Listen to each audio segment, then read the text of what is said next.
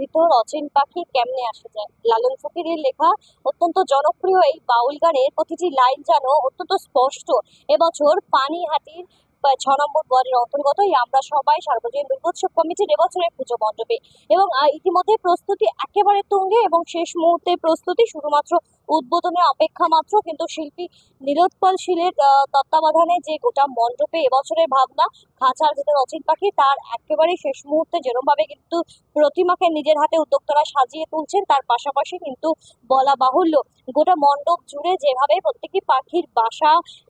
ব্যবহার করা হয়েছে,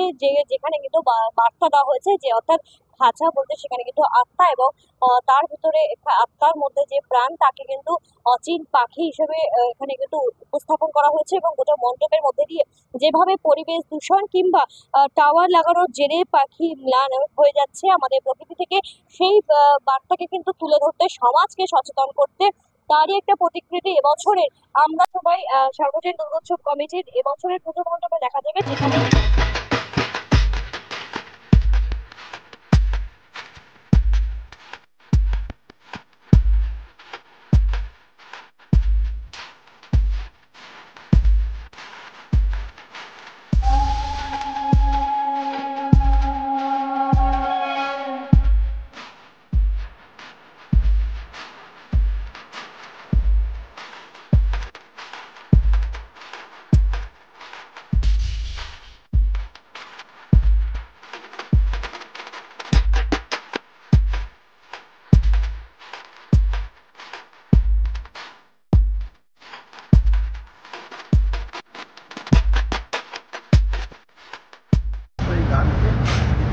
আমাদের চিন্তাধারা এসছে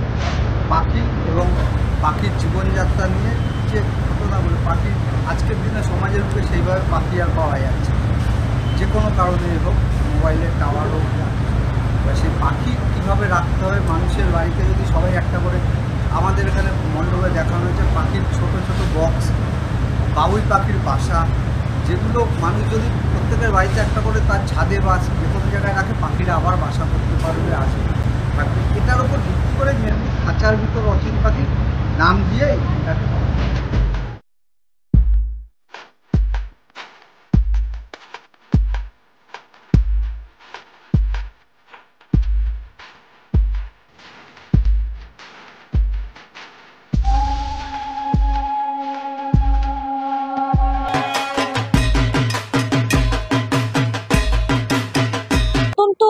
গ্রাম বাংলার যে